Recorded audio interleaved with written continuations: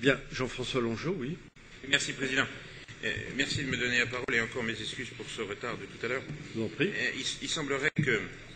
Je ne veux pas relancer le débat parce que d'abord, je ne pensais pas que les quelques rapports que nous avons dans cette session, deux rapports en première commission, deux rapports en deuxième et puis un rapport en quatrième et un rapport en cinquième, je ne pensais pas que ça allait amener un débat préliminaire aussi important. Bon, la campagne électorale présidentielle s'est invitée au milieu du débat. Je crois que c'est effectivement vous qui avez la présidence et c'est vous qui gérez le débat comme vous le souhaitez. Moi, je n'ai pas envie de rentrer dans ce débat-là pour plusieurs raisons. La première, c'est que, et nos concitoyens le disent, si vous voulez, c'est qu'on est aujourd'hui dans une situation qui est compliquée, qui est difficile, avec beaucoup de crises derrière nous. Je crois qu'au lieu d'essayer de se rassembler puis d'essayer de se dire, comme on l'a commencé à le faire ici, d'un seul coup, parce qu'il y a un débat présidentiel, on casse ça, et eux, c'est essayer de se dire, mais qu'est-ce qu'on va faire ensemble? Comment on va essayer de faire les choses? Parce que c'est vrai qu'on peut s'envoyer un certain nombre d'invectives en disant, ben oui, les collectivités, j'ai appris que ma communauté de communes avait été citée, mais d'autres l'ont été. Oui, effectivement, c'est vrai qu'on a créé des emplois, mais quand on veut développer du tourisme et puis créer un pôle comme Nautilou, il ne peut pas se gérer tout seul. Je crois que tout ça, si vous voulez, ce sont des débats qui ne font pas de propositions. C'est comme où on dit toujours, il faut qu'on fasse des économies, mais il faut tout garder. Vous savez, c'est comme dans les collectivités territoriales. Les collectivités territoriales où, quand on interroge les élus ou nos concitoyens, on trouve que le millefeuille est beaucoup trop important. Et quand on dit comment on va réduire le millefeuille, alors tout le monde est d'accord, sauf s'il est concerné par la réduction du millefeuille. Vous savez que c'est un débat important, puisque moi je suis un fervent défenseur des conseillers territoriaux, parce que je pense qu'on arriverait, si bien dans ce département, à faire à 39 ce que l'on fait à 52 entre les représentants du Doubs à la région et puis les représentants du Conseil général, mais ça c'est un autre débat. Je crois qu'il faudrait qu'à un moment donné on soit un peu pratique et pragmatique, parce qu'il ne faudrait surtout pas qu'on essaie de faire croire, et je le souhaiterais pourtant, que le 7 mai au matin, quel que soit celui qui soit élu, je souhaiterais que ça aille mieux, puis qu'on puisse revenir sur les belles années, puis effectivement financer, tout accompagner, tout garder, et c'est vrai que ce serait beaucoup plus facile. Et d'ailleurs, c'est une situation beaucoup plus facile pour nous élus. Je ne sais pas si vous l'avez déjà ressenti, mais je le dis avec un peu d'humour. Vous prenez plus facilement votre téléphone pour dire à quelqu'un j'ai une bonne nouvelle que de le prendre pour dire attendez, j'ai quelque chose de bien à vous annoncer, vous n'aurez pas ça, ce que vous avez demandé, et je ne le souhaite pas. Je pense qu'on est tous comme ça. Alors je crois qu'il faut effectivement qu'on essaie de se rassembler, et puis que ce débat des présidentielles, qui doit bien sûr nous concerner au premier chef, mais je ne suis pas sûr que de le mettre totalement au sein de notre Assemblée soit la meilleure chose que l'on puisse faire. Je crois qu'on est là au service de nos concitoyens, alors qu'à titre individuel, après, nous fassions un certain nombre d'interventions. Et c'est pour ça que je ne souhaite pas complètement répondre, parce que je ne souhaite pas qu'on entre dans un débat qui va nous faire tourner en rond pendant longtemps, sur lequel nous ne tomberons pas d'accord, ce qui est une évidence, et qui va occulter les choses que nous pouvons faire au sein de cette Assemblée départementale. Merci, Monsieur le Président. Bien, je vous remercie, mon cher collègue, d'abord pour la teneur de votre propos. Et je ne veux pas ici faire rebondir un débat. Simplement, ce que je voudrais rappeler, c'est deux choses. La première, c'est le sens de la place qui est la mienne ici. Vous avez dit la nature des dossiers qui sont présentés à la session ne justifiait pas effectivement que nous le fassions précéder d'un débat politique plus large. Mon rôle ici est de rassembler, mais il est aussi de donner le sens des décisions que nous prenons et par rapport à un contexte qui est celui qui est le nôtre.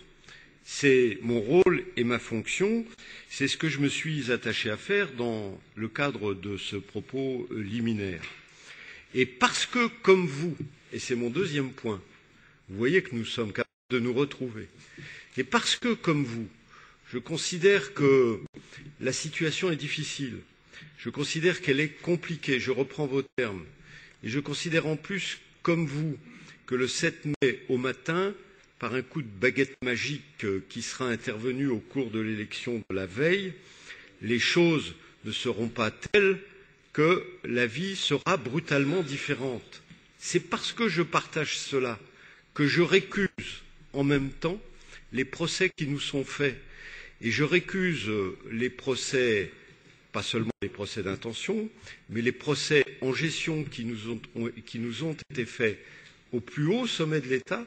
Et mon rôle ici, avec vous, c'est de défendre précisément l'engagement des élus locaux sur leur territoire.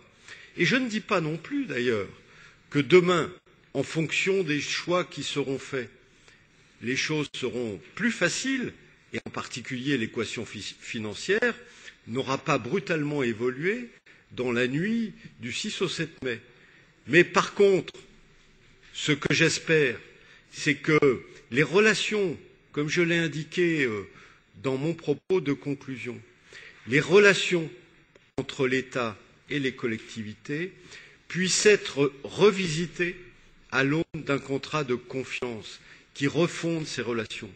Je crois qu'il faut en terminer précisément avec cet état d'esprit d'aujourd'hui qui vise à nous culpabiliser. Et lorsque j'évoquais, chers collègues, tout à l'heure, le cas ou l'exemple de la communauté de communes du pays d'Ornans, ce n'était absolument pas pour le mettre en cause, c'était bien au contraire pour montrer comment, à la faveur d'une volonté de mettre en place une politique de développement touristique, vous aviez au contraire contribué à la richesse locale en créant des emplois de proximité et qu'il fallait en cesser avec ces procès qui nous étaient faits.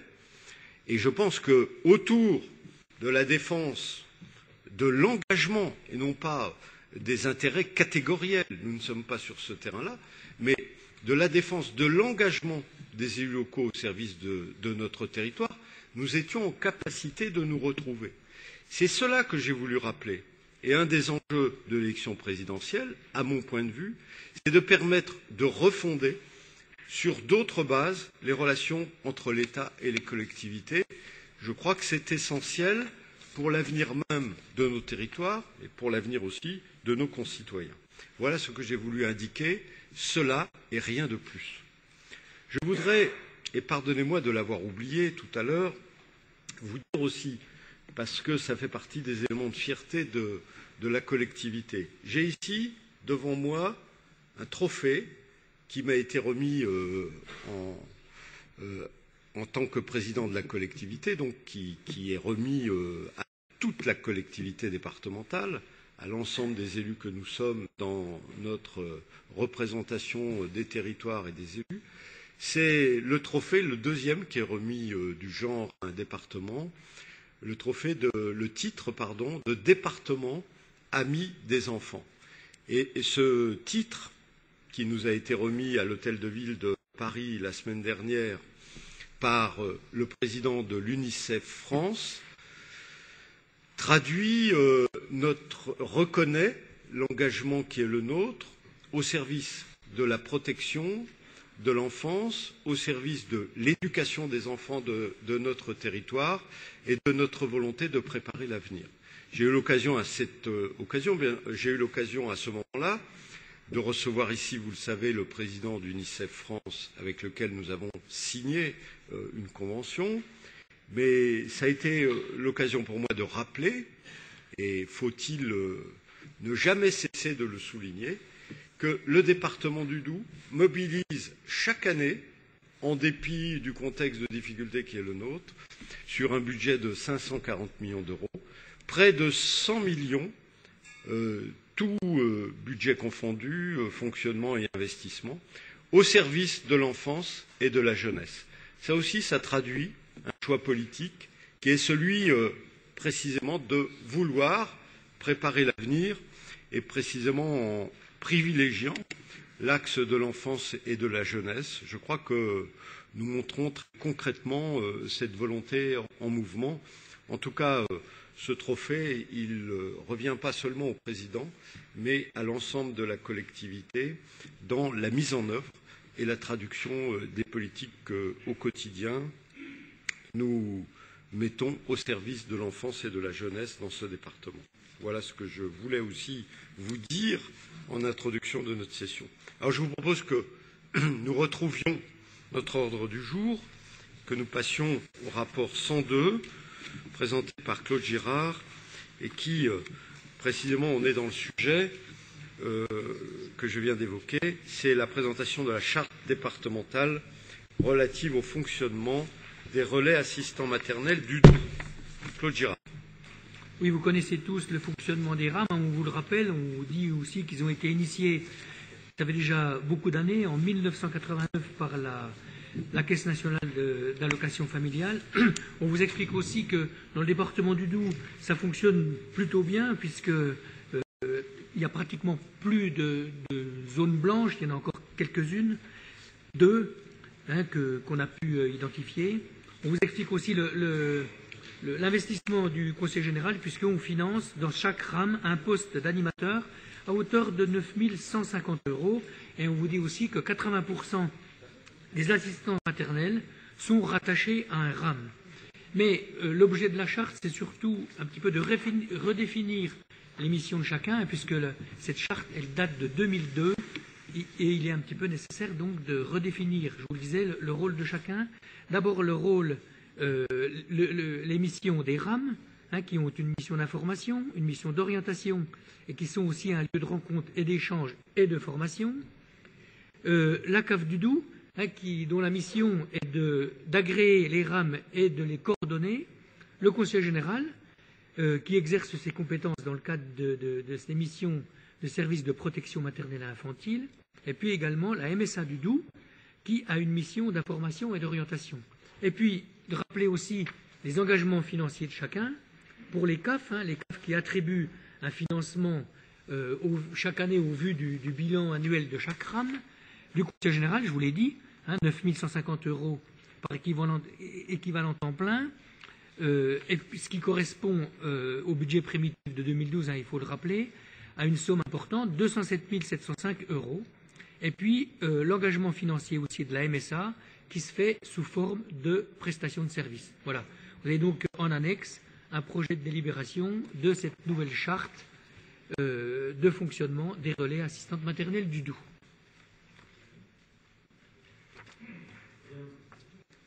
Merci. Je vous propose donc de mettre cette nouvelle charte aux voix. Y a-t-il des oppositions? Je n'en vois point. Des abstentions? Pas davantage. Elle est donc adoptée à l'unanimité. Nous en arrivons au rapport 301 qui doit nous permettre de porter un avis sur le projet de fusion du collège Sceaux du Doubs à Villers-le-Lac avec le collège Jean-Claude Bouquet à Morteau, et selon l'état d'esprit que j'indiquais tout à l'heure et que va vous rappeler Rémi Nappé. Oui, merci. Donc c'est un rapport qui rappelle celui que nous avons examiné il y a quelque temps concernant les collèges de Saint-Hippolyte et de Pont-de-Roide, avec une petite différence, c'est la nature même du collège de Villers-le-Lac qui n'accueille que des élèves de Villers-le-Lac. Donc il serait facile pour nous d'imaginer la fermeture du collège de Villers-le-Lac. On transporterait tous les élèves vers Morteau, ça ne poserait aucun problème, mais telle n'est pas la volonté du Conseil général, qui aujourd'hui souhaite absolument le maintien de ce collège à Villers-le-Lac. Et c'est pour ça donc que ce rapport donc vous est présenté, et vous est présenté en signalant dès l'introduction que nous avons la volonté de maintenir 2 sites géographiques. Donc rapidement, le collège de Villers-le-Lac est un collège qui aujourd'hui accueille 179 élèves. Celui de Morteau en accueille 660 actuellement. Et donc, la demande de l'Éducation nationale, c'est une fusion. Actuellement, les deux collèges sont en réseau, qui permettrait donc d'avoir un seul budget, un seul conseil d'administration, un seul chef d'établissement et une même équipe pédagogique.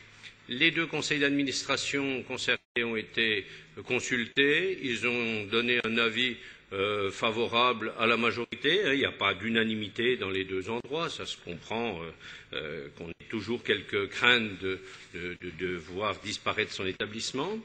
Le CDEN qui a été consulté n'a pas non plus donné d'avis, puisqu'on peut dire 2 voix favorables, 2 voix défavorables et 8 abstentions. Ce n'est pas un engouement terrible non plus. Et donc maintenant, il faut que le Conseil général se prononce, sachant donc que la décision ne modifiera pas la sectorisation scolaire. Les élèves de Villars-le-Lac continueront à aller à Villars-le-Lac et puis les autres continueront d'aller sur le collège de Morteau. Nous avons toujours en projet donc la restructuration de ce collège de Villars-le-Lac, un coût prévisionnel aujourd'hui de 8 millions d'euros d'attente. Nous avions mis donc 8 millions d'euros et nous avions mis en attente la décision puisque nous voulions avoir la certitude que ce collège continuerait à avoir des élèves. Donc, on avait mis en observation et ce sera réétudié dans le cadre du prochain PPI. Donc, ce qui vous est proposé aujourd'hui, c'est d'émettre un avis favorable à cette fusion en exigeant le maintien donc du collège sur le site de Villars-le-Lac, en exigeant également au minimum une division par enseignement. Aujourd'hui, on en a 2, donc on a encore un peu de temps pour voir baisser les effectifs. Aujourd'hui, il semble se stabiliser. Et puis donc le maintien des moyens pédagogiques, administratifs et éducatifs sur le site de Villars-le-Lac à partir du collège qui sera fusionné demain. Et puis on vous propose donc d'autoriser le président du Conseil général à saisir le préfet pour qu'un arrêté soit fait pour la fermeture administrative du collège de Villars-le-Lac. Je résume. Oui à la fusion, mais maintien des 2 sites et maintien, voire enrichissement de l'offre pédagogique sur chacun des 2 sites. Jean-François Longeau. Oui, merci, Président. Deux observations sur ce rapport. Et ça revient un peu à ce qu'on disait tout à l'heure. Vous voyez, il y a un moment donné où il faut aussi qu'on puisse accepter, pour éviter le pire, de fusionner. Et je crois que c'est le cas. Je crois que c'est le cas. Et il y a l'acceptation par notre instance de se dire il y a des réformes à entamer, il faut qu'on les fasse, il faut qu'on les mette en place. Et je pense que c'est un bon exemple de coopération et de travail. C'est la première chose. La deuxième chose que je voulais dire, c'est qu'effectivement, et vous avez raison de prendre les précautions dans la délibération, en disant le maintien du site de Villars-le-Lac avec au moins une division par niveau d'enseignement, le maintien de moyens pédagogiques, mais on demande effectivement le maintien de moyens, mais moi je crois que nous, on devrait rajouter dans cette délibération un engagement.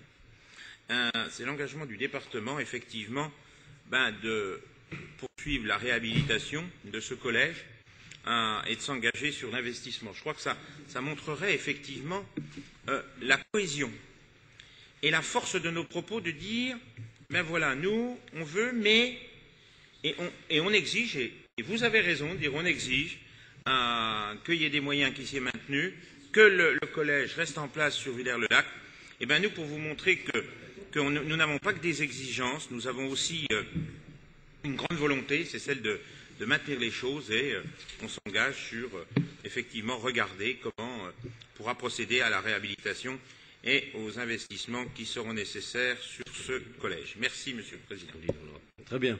Alors, un point de précision, mais qui est d'ailleurs porté dans le rapport et qui a son importance. Je rappelle que d'un commun accord, cet établissement de Villars-le-Lac, il est sous observation commune de la part du rectorat et du département et que nous avons bien l'intention à la fin de l'année de prendre une option définitive, mais à la lumière précisément de tous les éléments d'information qui nous sont nécessaires et en particulier nous ne pouvons, c'est de la gestion et c'est de la bonne gestion de l'argent public, engager une réhabilitation que si nous avons des garanties de pérennité, bien entendu, de l'établissement.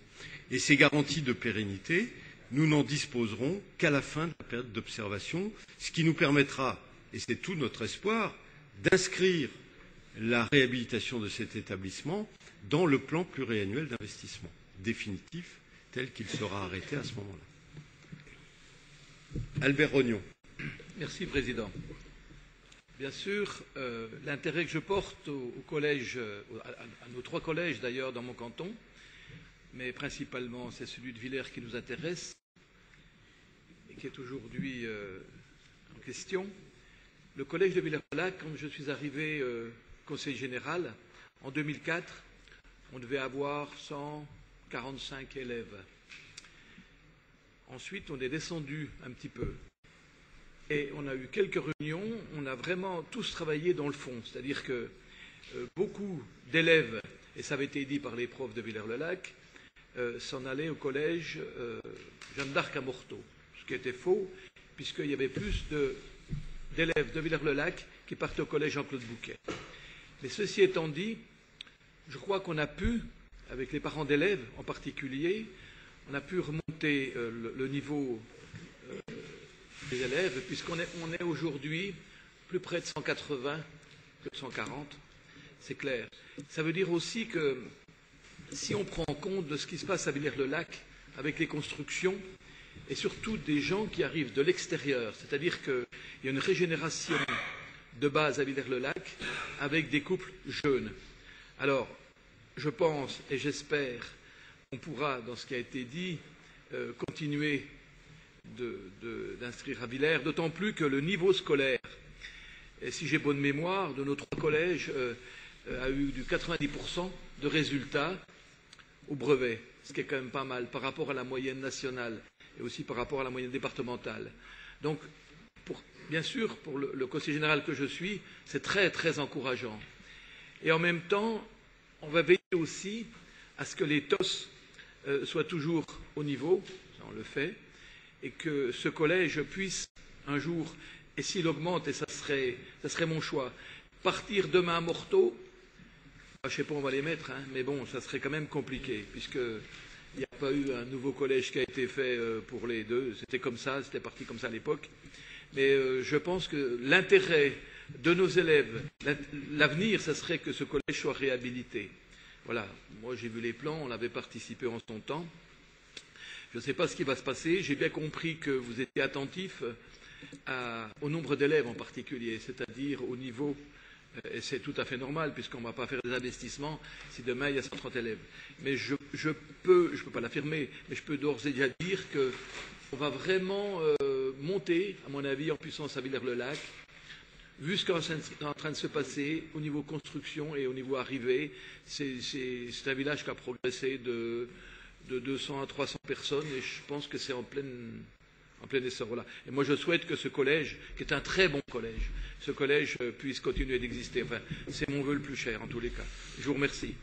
Nous aussi, nous le souhaitons, au titre de l'aménagement du territoire, mais dans les conditions de garantie que j'ai rappelées tout à l'heure et qui s'imposent aux gestionnaires que nous sommes, bien entendu. C'est cet équilibre-là que nous devons respecter. Jean-François Longeau. Oui, Président, pour faire suite à ce que vous disiez tout à l'heure, mais j'ai dû certainement mal m'exprimer, il n'était pas du tout dans mon esprit que l'on dise on va réhabiliter même si on ferme. Hein, effectivement, on ne va pas mettre l'argent public par la fenêtre. Surtout que les fenêtres ne sont pas larges et puis l'argent public est faible. Donc, mais ce que je voulais dire, c'était montrer notre volonté, nous, de dire on va tout faire pour que ce collège se maintienne, on exige de votre part, l'État, un certain nombre de choses, mais nous, si de votre côté, vous faites les efforts nécessaires, sachez que nous, on sera là pour procéder aux travaux nécessaires à la réhabilitation de celui-ci. Voilà, c'est tout ce que je voulais dire. C'est l'état d'esprit qui nous anime et c'est l'esprit qui préside à la proposition de décision que je porte au sein de cette Assemblée. Jean-Marie Pobel. Oui, Président, je voudrais simplement apporter un peu de sérénité dans ce débat au niveau de nos implantations de collèges. Moi-même, j'y suis passé avec mon collègue et ami Cartier Le collège de Pierrefontaine, il y a 10 ans, il était descendu en dessous de 120 élèves. Bon, qu'est-ce qu'on a fait? Avant que la carte scolaire ne soit modifiée, nous avons essayé d'engager des discussions et moi-même j'ai été au cœur du problème puisque j'ai proposé que les élèves de ma commune et celle du RPI se rendent maintenant désormais à Pierrefontaine. Démarche auprès de l'académie, démarche auprès du président du conseil général de l'époque pour que les transports soient financés. Et aujourd'hui, nous avons mutualisé les moyens. Nous n'avons plus qu'un principal. 220, nous sommes montés à 200 élèves. Vous voyez que la natalité est forte et que les équipes pédagogiques se regroupent sur les 2 sites, enseignent à la fois sur Sensé et sur Pierrefontaine-les-Marans. Bon, il en va d'un bon équilibre du territoire, une répartition équitable. Je crois qu'il faut s'habituer à ces évolutions qui me paraissent nécessaires et qui apportent leurs fruits. Et il n'y a plus de conflit. Très bien. Il faut être serein, mais il faut être aussi volontaire et volontariste. C'est, je crois, ce que nous montrons au travers de ce dossier. Et exigeant. Mais en même temps exigeant quant à l'utilisation des deniers publics, ce qui est une excellente manière aussi de garantir l'avenir. Je vous propose donc de mettre aux voix cette proposition de décision. Y a-t-il des voix contre? Des abstentions? Merci pour cette belle unanimité. Pardon. C'est une abstention? Qui est pour... Oui. Merci. Bien sûr. Je vais vous expliquer pourquoi. Chaque fois que j'ai vu une fusion administrative, que ce soit dans le cadre des hôpitaux, de l'hôpital de Belfort-Montbéliard, dans le cadre des collèges de la Petite Hollande à Montbéliard, Brossolette et Pergaud, le plus gros a toujours mangé le plus petit. Donc j'ai beaucoup de mal à croire que dans cette opération qui concerne Morteau et Villers-le-Lac, il n'y ait pas à terme, je dis pas une volonté, mais bon, on va voir comment ça va évoluer.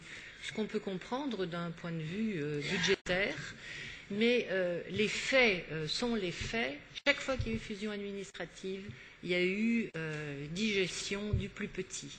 Donc je pense que l'éducation de nos enfants, principalement maternelle, primaire, collège, est le fondement de l'avenir de nos jeunes et que dans certains quartiers, principalement dans des quartiers sensibles, mais je ne connais pas la configuration de Morteau et de Villers-le-Lac, donc je ne me prononcerai pas, il importe de garder des structures. Et moi, je m'abstiens parce que j'ai peur d'un avenir très proche qui me donnerait raison.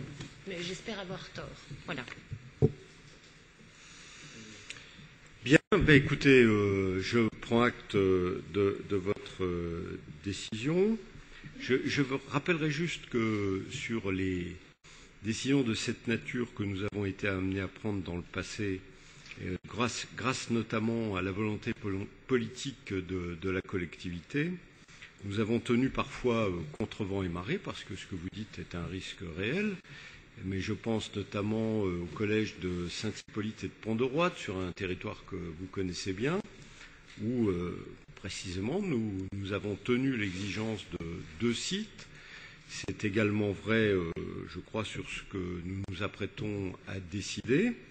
Mais dans d'autres situations, je vois à quoi vous pourriez faire référence. Je pense notamment à Pays de Montbéliard sur le quartier de la Petite Hollande, où nous avions effectivement 2 établissements, et nous avons fait un choix délibéré. Je ne reviens pas sur les attendus de cette décision, mais nous, et nous revendiquons ce choix, nous avons fait le choix délibéré d'accompagner la fusion de 2 établissements au service d'un seul site, mais d'un site qui soit de qualité au cœur de la Petite Hollande, pour permettre justement, et c'est l'inverse de votre crainte, je le dis au passage, pour permettre précisément de préserver sur cet espace sensible et défavorisé une offre pédagogique de qualité, mais aussi un parti pris architectural qui soit porteur de conditions de travail pour les collégiens particulièrement avantageuses, positives et prometteuses. Et c'est tout le sens de la politique que nous avons défendue à ce moment-là et qui va se concrétiser, puisque, je rappelle, cette semaine, nous posons la première pierre de ce nouvel établissement qui devrait, me semble-t-il, permettre au pays de Montbéliard, sur ce plan, de sortir de l'incertitude. Je pense en plus que, je le dis au passage, à l'élu montbéliardaise que vous êtes, c'est que nous avons pris, face à cette situation, une position courageuse politiquement, parce qu'elle n'allait pas ni dans le sens des attentes des enseignants à l'époque, vous vous rappelez, ni peut-être même de celui des habitants, parce que défendre dans le contexte deux collèges eût été parfaitement démagogique et contraire aux intérêts de gestion que nous avons aussi à préserver par ailleurs. Mais nous aurions pu aussi adopter une autre position, celle-là parfaitement cynique, qui aurait consisté à ne rien faire, à laisser pourrir la situation et voir mourir les collèges de leur belle mort, parce que vous savez que sur ce quartier, il y avait une évasion des effectifs vers des établissements précisément plus porteurs et des choix qui étaient faits ainsi par les parents. Et nous aurions été amenés, à un moment donné, à constater avec l'État, eh bien, l'impossibilité de fonctionner dans des conditions décentes, et nous aurions été, au regard par ailleurs de la baisse des effectifs observés sur ce territoire dans les collèges, je n'y reviens pas, nous aurions été amenés à demander la fermeture de ces deux établissements, et nous aurions pu voir s'installer un désert pédagogique dans ce quartier défavorable par ailleurs, et ce quartier sensible. Or, au contraire, nous avons anticipé et nous avons, je crois, adopté une position courageuse que je revendique et dont je suis très fier. Mais merci d'être intervenue, Madame Béguinet, parce que c'est l'occasion aussi d'éclairer les décisions que nous prenons au sein de cette Assemblée et de montrer précisément, je le redis avec force, que pour nous, un collège, c'est pas seulement, et je sais que nous sommes d'accord là-dessus, la réponse à un besoin démographique sur un territoire rural ou sur un quartier défavorisé, c'est aussi un élément, selon la qualité du bâti, selon la qualité de l'offre pédagogique, qui concourt à l'attractivité de ce territoire, qu'il soit rural ou urbain. Et donc, notre devoir collectif, c'est précisément d'anticiper et de prendre les bonnes décisions. Et il me semble que ce que je vous propose de faire sur Morteau, Villers-le-Lac, procède précisément de la même philosophie. Mais vous souhaitiez intervenir à nouveau. Oui, je voulais simplement répondre sur les deux collèges de la Petite Hollande à Montbéliard, mais sans monopoliser le débat là-dessus, parce qu'on est département et pas forcément uniquement pays de Montbéliard. Mais vous savez que je ne partage pas du tout votre vision des choses sur le quartier de la Petite Hollande. Bon, vous avez pris cette décision que vous dites courageuse. Elle est peut-être courageuse de votre point de vue. Pour moi, elle ne correspond pas aux besoins des enfants et des élèves de la Petite Hollande que personnellement je verrais beaucoup mieux, beaucoup plus à l'aise dans deux bâtiments différents avec des petites structures, même si les moyens ne sont pas les moyens qu'on peut attendre d'un collège nouveau, récent. Aujourd'hui, on voit que malgré la construction de ce nouveau collège, il y a 50 élèves attendus qui n'ont jamais mis les pieds au collège de la Petite Hollande. Ils se sont dispersés sur le collège de Bar et sur le privé. C'est quand même extrêmement inquiétant pour l'avenir. Vous avez raison. Mais oui, je connais bien les chiffres. Oui. C'est juste. On est passé de 625 attendus à 575.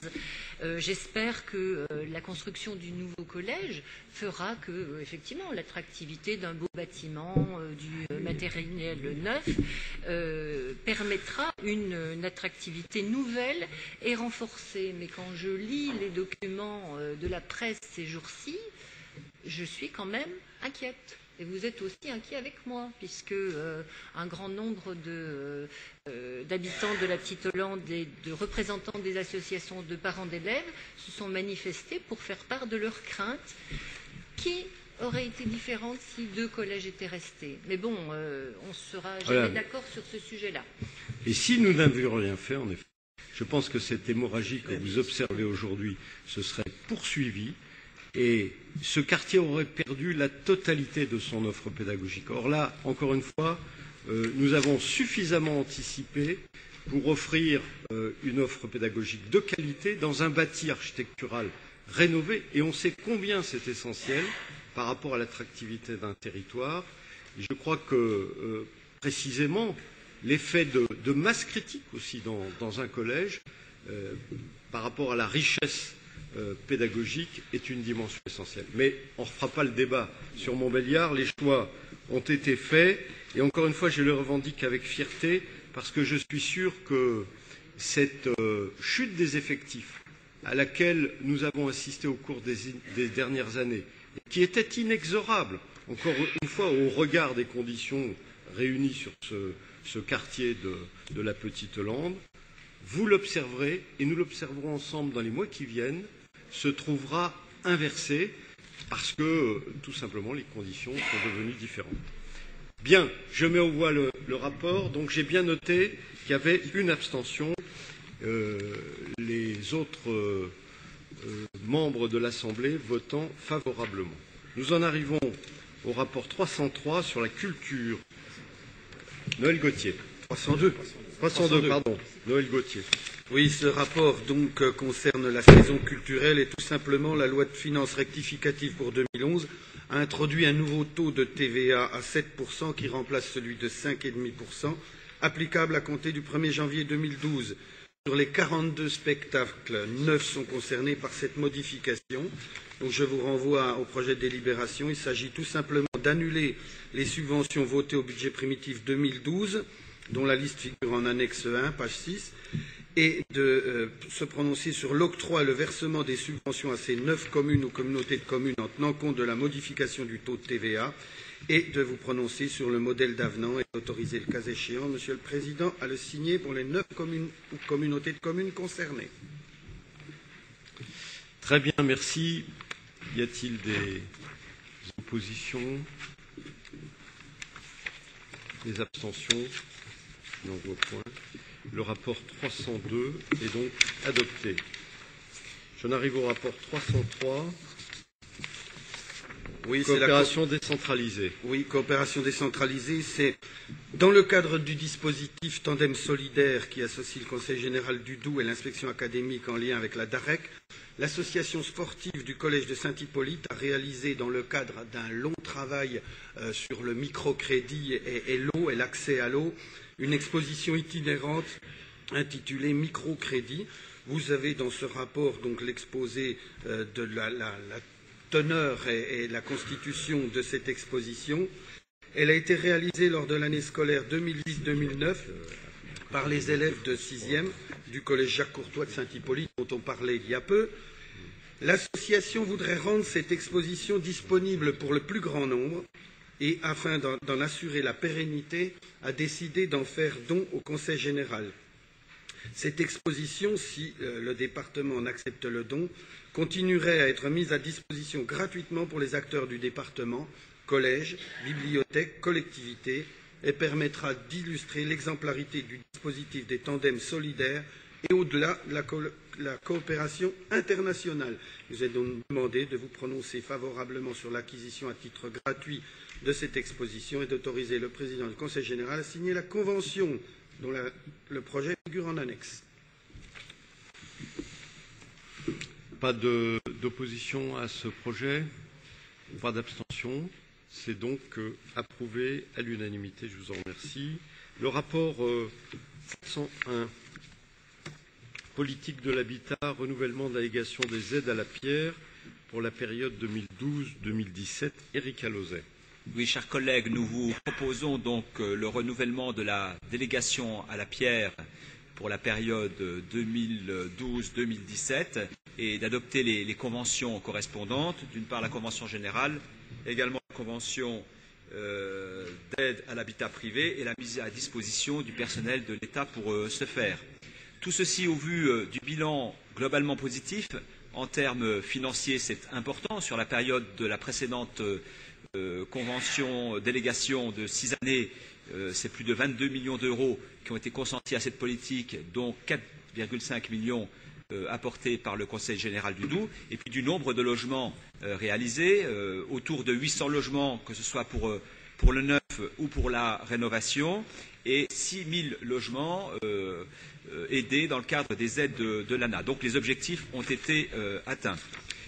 Cet engagement se justifie d'autant plus que le rôle du Conseil général est tout à fait particulier dans cette opération, d'une part par ses compétences sociales et de solidarité, puisque vous savez que le logement est la deuxième préoccupation de nos concitoyens, après celle du revenu et de l'emploi, en termes également d'aménagement du territoire. Qui mieux que le Conseil général peut apprécier et adapter les besoins spécifiques sur chacun de nos territoires et dans la diversité de ces territoires, en fonction d'ailleurs de préoccupations relativement nouvelles sur lesquelles nous avons travaillé, d'économie de l'espace, d'autonomie des territoires en termes de construction et de réhabilitation sur les territoires qui disposent de services publics, et puis aussi en termes d'enjeux énergétiques et de solidarité, puisque c'est le troisième pôle de la solidarité, avec les générations futures. Voilà. Donc nous savons que sur cette question du logement, on peut y aller sans état d'âme, on ne se trompe pas, c'est un enjeu à la fois économique, d'emploi local, de réponse sociale pour nos concitoyens et de protection de l'environnement.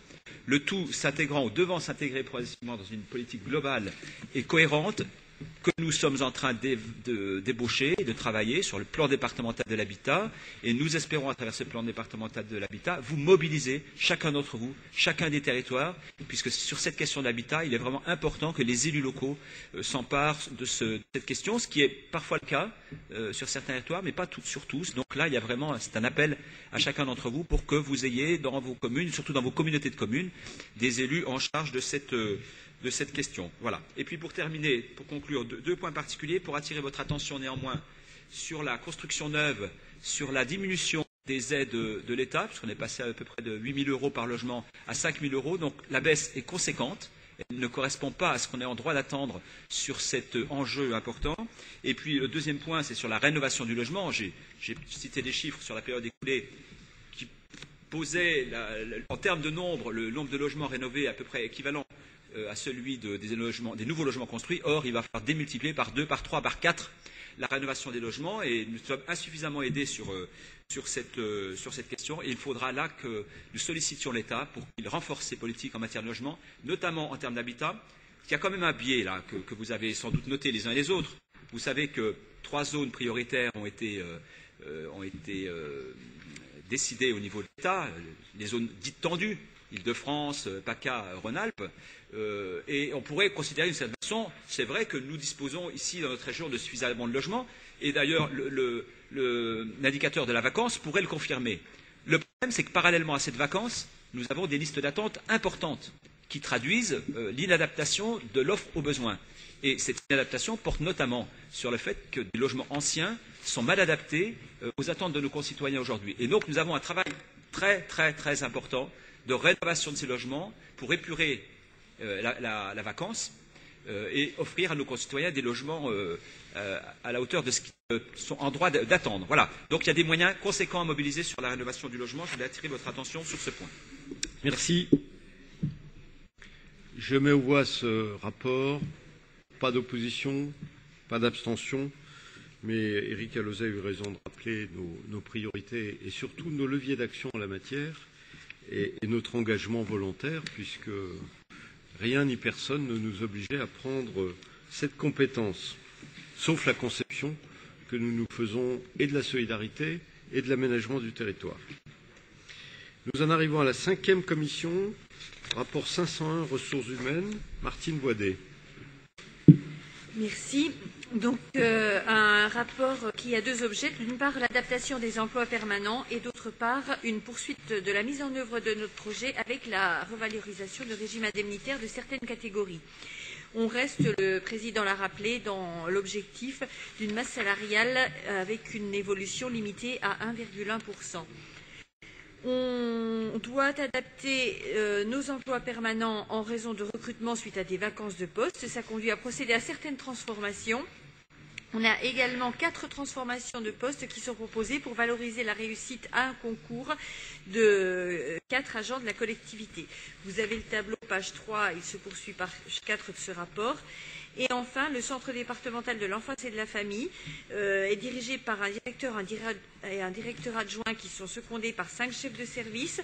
Le directeur adjoint est actuellement cadre socio-éducatif et nous souhaitons permettre son avancement au grade supérieur de cadre supérieur socio-éducatif. Ça suppose aussi une modification. Dans le cadre des régimes indemnitaires, nous avons déjà revu ceux de 6 catégories qui sont cités en haut de la page 9, rappelez. Nous souhaitons aujourd'hui vous proposer la revalorisation de ce régime pour les psychologues territoriaux et pour les assistants socio-éducatifs qui sont en responsabilité d'encadrement. La mesure, vous avez les tableaux qui vous indiquent les sommes visées, c'est aussi pour les mettre en cohérence, notamment avec les emplois de catégorie A et par exemple ceux des agricultrices territoriales. La mesure pour les psychologues territoriaux coûte au global 24 000 €, alors que celle pour les assistants socio-éducatifs en responsabilité d'encadrement coûtera 6 000 € par an, sachant que bien évidemment ces crédits ont été d'ores et déjà inscrits au budget primitif et permettent les augmentations que je vous propose. Voilà. Très bien. Et un dernier mot pour dire que nous reviendrons sur le régime indemnitaire des médecins, probablement à la session du mois de juin. Merci pour cette précision. Albert Rognon. Je ne comprends peut-être pas très bien, mais indemnité de risque de suggestion spéciale des psychologues, ça veut dire quoi? Ça représente quoi? Oui. Oui, non, mais... Alors, monsieur le directeur général, éclairez-nous. Je vais vous passer la parole. Voilà. Oui. Il s'agit d'une dénomination juridique. Je rappelle que les régimes indemnitaires dans les collectivités territoriales sont faits en fonction de l'État. Et donc les seuls, d'ailleurs, psychologues cliniciens de l'État sont dans, comment est-ce qu'on appelle ça, l'institution des invalides. Et donc le régime indemnitaire appliqué dans la fonction publique territoriale est de la même dénomination que celui appliqué dans la fonction publique de l'État. Donc c'est un problème sémantique. Oui. Je ne sais pas si ça vous éclaire définitivement, mais... Non. Voilà. C'est ainsi. Alors, modulo cette précision, je mets le rapport aux voix. Y a-t-il des oppositions? Des abstentions? Il est approuvé, je vous en remercie. Nous en arrivons au dernier rapport de cette session, l'état des actions engagées en justice par ou contre département. Frédéric Barbier. Il s'agit en effet des actions en justice engagées par ou contre le département. Et il s'agit pour l'Assemblée de prendre acte des informations relatives aux contentieux en cours et aux décisions de justice rendues. Donc à ce jour, nous avons donc 25 dossiers, 9 qui sont clôturés, 16 en cours, et sur les 16 en cours, il y en a 7 où nous sommes donc défendeurs, 2 requérants, et 7 où nous agissons en partie civile. Bon, vous observerez qu'en termes d'objet, c'est d'un grand classique. Voilà. Pas d'objection, je suppose, à tout cela. Pas d'opposition. C'est donc approuvé. Il est... pardon, il y a les motions à examiner. Je rappelle ces 2 motions. La première, donc, présentée par le groupe socialiste vert et divers gauche, qui porte sur les semences de ferme. Je vais laisser le soin à... Je pense que c'est Gilles Robert qui va nous la présenter au nom du groupe. Et ensuite, nous en avons une autre qui est relative à la carte scolaire.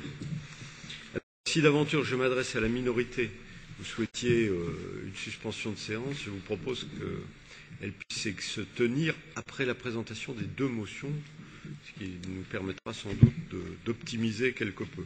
Gilles Robert.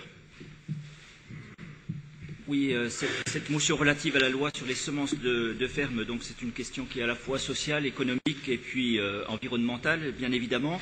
Donc vous le voyez dans la présentation de cette motion, l'Assemblée nationale a adopté le 28 novembre 2011 une proposition de loi relative aux certifications d'obtention végétale. Auparavant, et je parle sous le contrôle de Daniel Prieur qui est présent, la Chambre d'agriculture avait en 2005 adopté une motion allant dans ce sens, donc en s'appuyant sur le fait que les semences de ferme permettaient à la fois une maîtrise des coûts de production, une sécurité une sécurisation des approvisionnements pour les agriculteurs et puis bien évidemment une économie de transport, et on était complètement dans la logique des circuits courts que nous souhaitons promouvoir. Donc la Chambre d'agriculture a elle aussi reparlé de cette question quelques jours avant que cette loi ne soit débattue à l'Assemblée nationale.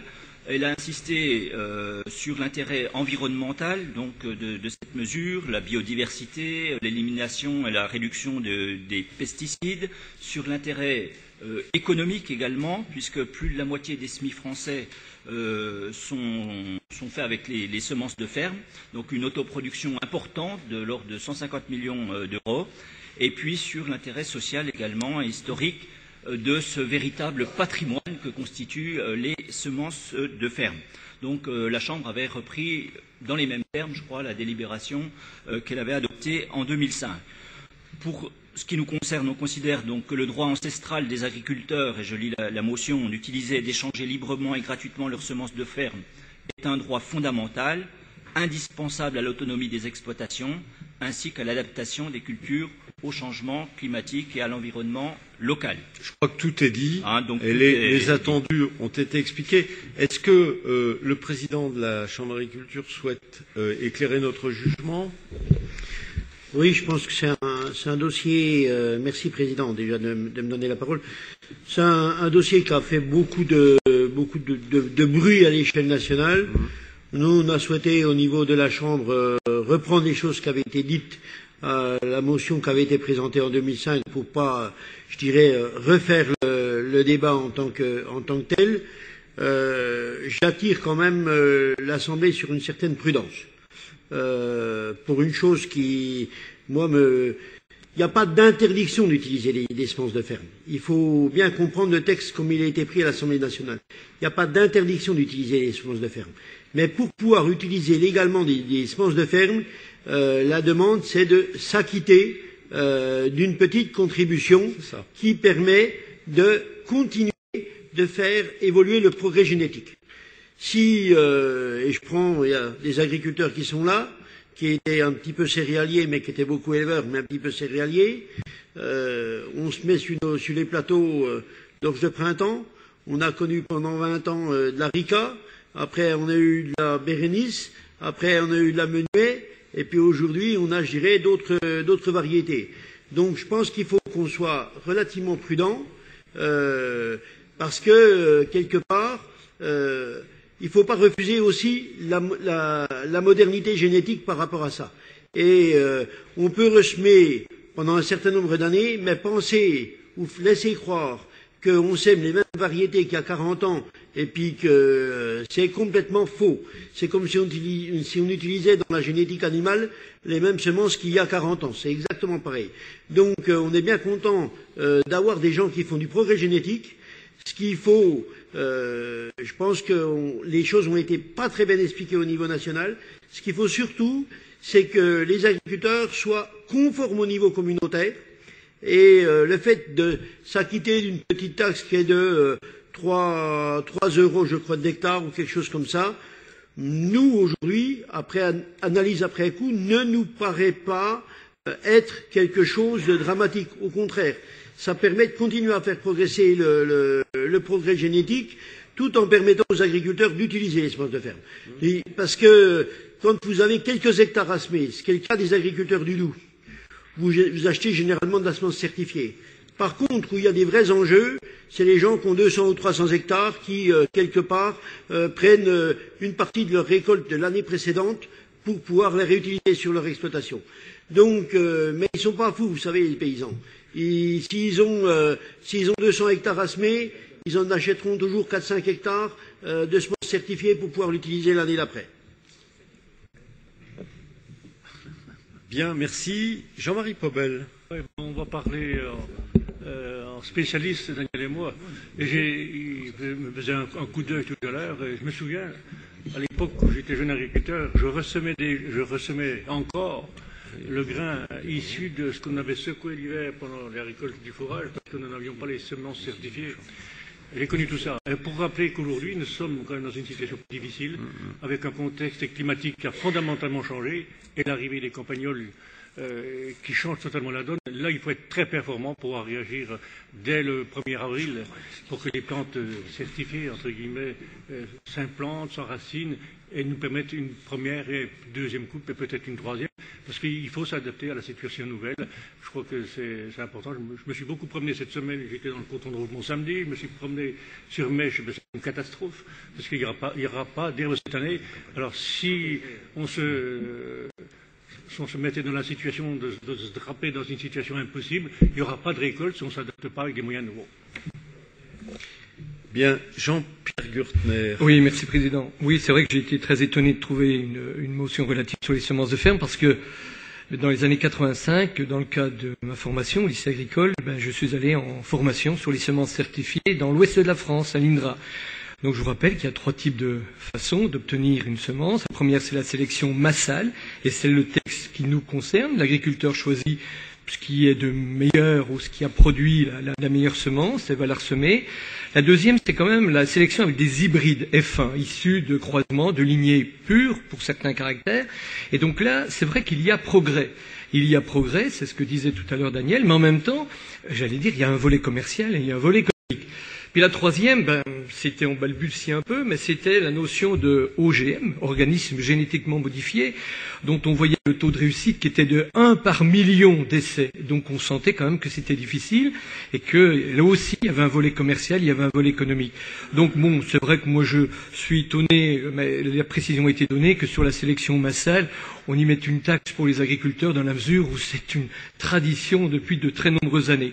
Et puis j'ai vu le mot quand même biodiversité. Alors c'est vrai que c'est un mot qui me titille un peu parce que on aime à travers la biodiversité faire passer des fois son point de vue. Alors on sait très bien qu'il y a des hégémonies et de temps en temps il faut quand même garder une cohérence entre le monde végétal comme aujourd'hui et le monde animal lorsque certains animaux, ma foi, arrivent de l'extérieur et perturbent un peu le système agricole. Voilà. Alors, dois-je comprendre, simplement pour me faire philosophie, que vous partagez le texte de cette motion? Oui. Sans réserve, c'est bien ça. On sent quand même une orientation, pardon, Président, une orientation syndicaliste agricole un peu marquée quand même. Hein. Je vous le dis personnellement. D'accord. Et c'est la position de Jean-Marie Pobel aussi? Je ne suis pas sûr d'avoir compris. D'accord. D'accord. Bien. Y a-t-il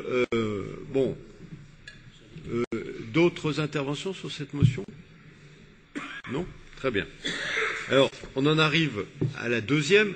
Alors, s'il y a besoin d'une suspension de séance, ça sera pour les 2 motions. La deuxième, on procédera ensuite à un vote successif pour chacune des 2 motions, bien entendu. Ce sont de nature différente. Sur la carte scolaire, qui la présente chez nous? Yves-Michel Daoui, pardon. Présentation de la motion sur la carte scolaire. Merci. Donc, motion relative à la carte scolaire 2012. En 2011, le gouvernement décidait de supprimer 16 000 postes dans l'éducation nationale. Besançon était alors la 4e académie la plus touchée. La carte scolaire 2012, avec 14 000 postes à soustraire, aggrave encore les conditions d'éducation des élèves du Doubs, avec la suppression de 28 postes dans les écoles et de 19,5 dans les 45 collèges. Le traitement réservé au département nous interroge. Le taux d'encadrement dans les écoles passe en dessous de la moyenne académique, 5,37 enseignants pour 100 élèves, sans lien avec les effectifs prévisionnels qui, eux, sont en hausse, plus de 407 élèves. Et dans les collèges, avec un effectif stable, les dotations horaires ne cessent de diminuer depuis 2009, laissant certains établissements dans des conditions préoccupantes. Ce sont bien évidemment encore et toujours les élèves en difficulté qui sont les plus sanctionnés. 12 postes RASET supprimés. Alors que l'éducation constitue un investissement pour l'avenir, le démantèlement du service éducatif est engagé, mettant véritablement en danger le principe, cher à notre République, d'une éducation de qualité et égale pour tous. Le Conseil général du Doubs, consacré département ami des enfants par l'UNICEF, le 2e en France, place la jeunesse au cœur de son programme d'août 2017 et lui consacre près de 20% de son budget, soit plus de 100 millions d'euros. Il est un partenaire privilégié de l'enfance au-delà de ses missions en matière de protection et met en œuvre une politique éducative ambitieuse auprès des élèves, assurant le transport scolaire de tous et auprès des collégiens.